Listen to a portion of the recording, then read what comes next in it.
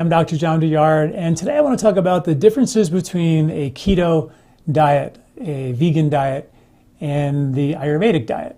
And I've written an article about this at LifeSpa.com, so please check that out. And it has lots of science behind why I am saying some of the things I'm going to say. First of all those diets recommend a whole food, non-processed, unrefined diet. In fact, one study showed that 3/4 of the food that America buys is processed, either moderately or severely or highly processed, which means that if we would just do that, the vast majority of people would get significantly more healthy. And that would be one of the first things that we could definitely do. But digging into sort of the details about, the keto diet, lots of really good science on the keto diet, lots of really good science on the vegan diet, and of course the Ayurvedic diet as well. And we'll kind of dig into just a little bit of each of those. From the vegan perspective, or from the keto perspective, we're talking about a diet that is 70 to 80% fat. Now, the only culture in the world that eats a naturally occurring ketogenic diet is the Inuits above the Arctic Circle, and they have expressed a gene called CPT1A, which is a gene that protects them from staying in ketogenesis for any length of time.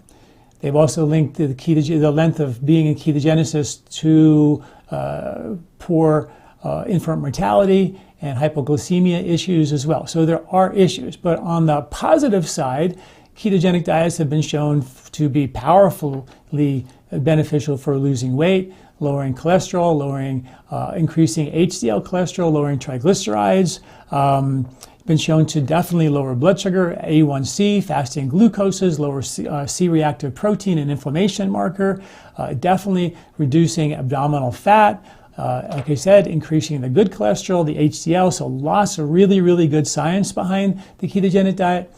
Some studies actually don't support those results, but most of them do. And then always the question is, what is the long-term impact of that? And that in research is still sort of coming in.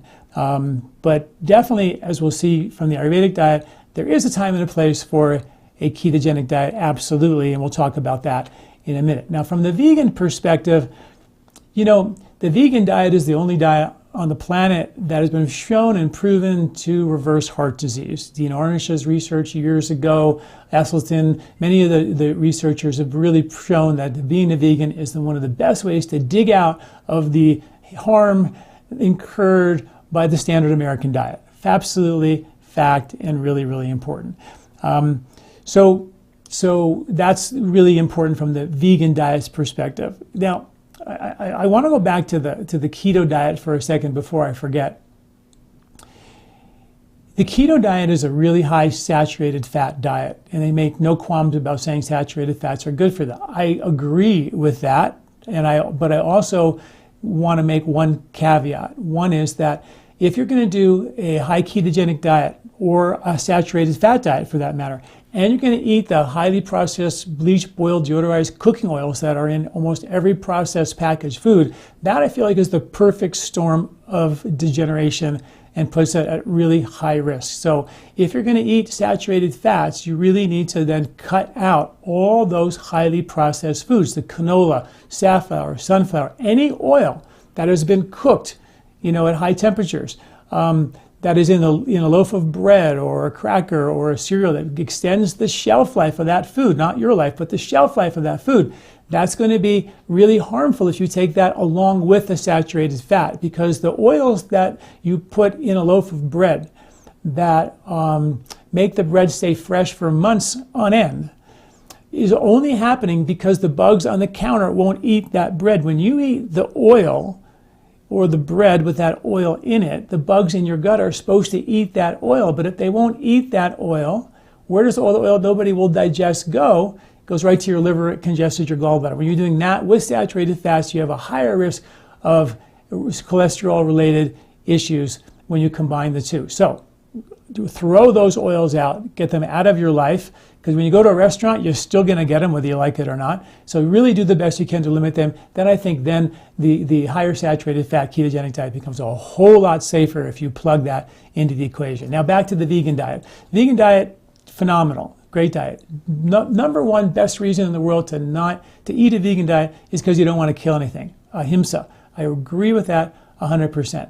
There are problems though, that there are no hunter-gatherer vegetarians or hunter-gatherer vegans. We don't have the evolution to support being a vegan without healthy supplementation or being aware of the risks that may be involved, which include iron, number one deficiency on the planet, definitely is high risk for vegans. Vitamin B12, and one study showed 80% of vegans are deficient in vitamin B12. Omega-3 fatty acids, when you take the combination of B12 and omega-3 fatty acids and you look at the research that shows that vegans are at the higher risk of cognitive decline as they age, then and many of the vegan experts agree that this is because of omega-3 fatty acid deficiency, and you really need to make sure you're getting that as a supplement, whether it be from algae, whether it be from flax or chia. You have to make sure you're getting enough, and I would highly recommend that you get a blood-tested assay to make sure you have enough, because that supports cognitive function in a really, really big way. Studies show that when B12 levels are low, normal, still in the normal range, but on the lower side, the brain function begins to shrink. I wrote an article at LifeSpa.com called "Is Your Brain Shrinking?" and it was due to B12s being low, but still in the normal range, low normal. But when people started eating the B12, absorbing it, ingesting it, it increased the size of the brain. So literally your brain size shrinks when you don't get B12. Add that to the omega-3s, which will support cognitive function, and that's like the perfect storm for cognitive decline, and that's why vegans are at the highest end of the risk factors for cognitive decline as they age. Other things like vitamin K2 comes from fermented dairy for the most part, which actually take the calcium and from your blood and puts it into your bones and keeps it away from your arteries. Vitamin D takes the calcium out of your intestinal tract and puts it into your bloodstream. So you need that kind of 1-2 punch, which is vitamin D to get it out of your blood, out of your gut, and then vitamin K2 into your bones and not into your arteries. And those are also somewhat risk factors for people who are vegan. So you just have to be careful if you're a vegan, but if you do it right, it can be an incredibly healthy diet and really be healthy. You also got to look at the individual, genetics, predispositions, that what diet makes you feel the best. What diet is as you actually feel good eating.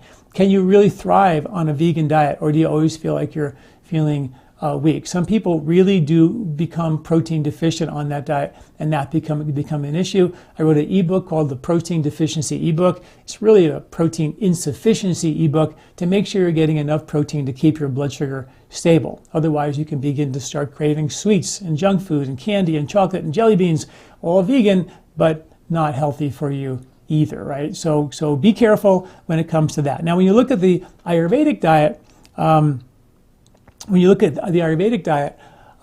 it's a diet that is, 80-90% plant-based. The only animal products that they actually recommend eating is from dairy, but it's from either as a form of ghee or fermented dairy, or like paneer and fermented cheeses and things like that. Usually, generally softer cheeses, much easier to digest. When you take that little bit of animal protein, in this regard, no one has to die to make that happen. You get the vitamin K2 you need, you get some of your omega-3 fatty acids, you get your vitamin B12, you get your vitamin D. A lot of those things come from the dairy products, which is why that diet has been so sustainable for so many thousands of years.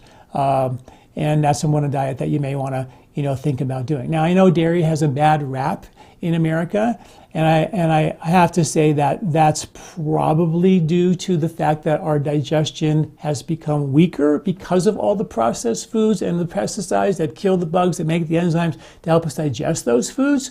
But when you look back not very long ago, where pretty much all of Europe was thriving on a diet with dairy in it, and still is to this day, for that matter. And you wonder, what happened? Clearly, the dairy is different and highly processed, but that can be, mitigated by the dairy that you select. So I'm not against dairy. I definitely think it's something that we should do in smaller quantities, but you also have to look at the genetics. Some people have the genetics of what's called lactase persistence, which means the ability to digest dairy as after they've been weaned. And some cultures never did dairy in their genetics, and they just don't have the ability to do it. So obviously, why would they, right? So that's the key. You have to look at your individual kind of genetics, individual body type, and make sure that the diet fits you. But above all, most importantly, I think that when you look at these diets, there's a seasonal understanding about them.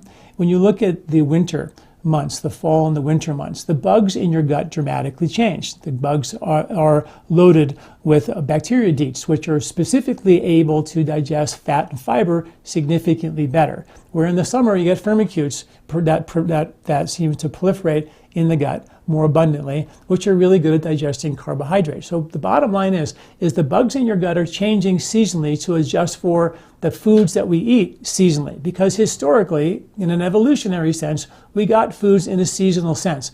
And the intestinal microbes would change dramatically, supporting immunity in the winter, decongesting you from allergies in the spring, dissipating heat in the summer. These were the natural things that happened in our diet when we had a diet that was shifting from one season to the next. In the late springtime, when all the religions are doing their fastings and Lents and Ramadan and Passover, all these holidays of fasting were in the spring when there was really no food from a historical perspective. It was the austere time of year from a harvesting perspective.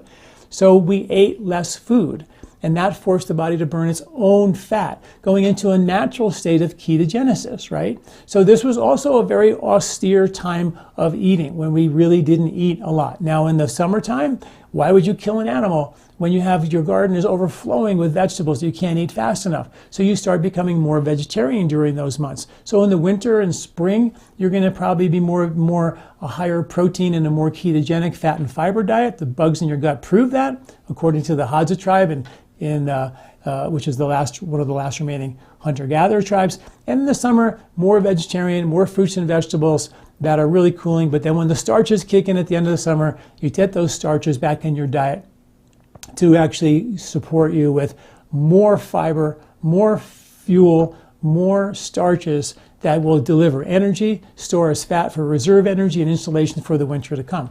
Nature had a plan, and it's a circadian plan of the light-dark seasonal cycles. And we really do need to follow and live in sync with that rhythm. That's Ayurvedic Medicine 101. So whether you're doing a keto or a vegan or Ayurvedic diet, at the very least, start looking at how to make seasonal adjustments to your diet. And we have a 3-season diet eating guide, which comes from the harvest in the spring, and the harvest in the summer, and of course the harvest in the fall for winter eating, which makes my book The 3-Season Diet, and makes the idea that there are 3 main harvests in nature that we want to eat from.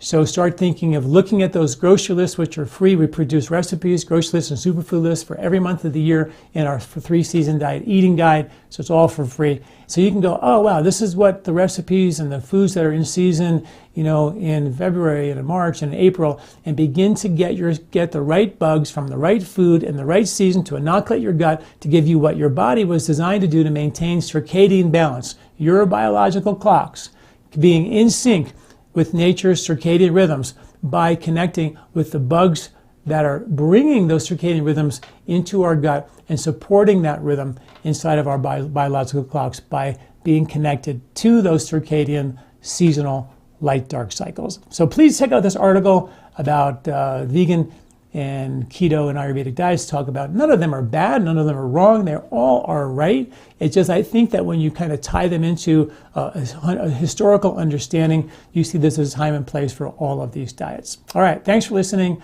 I'm Dr. John Douillard.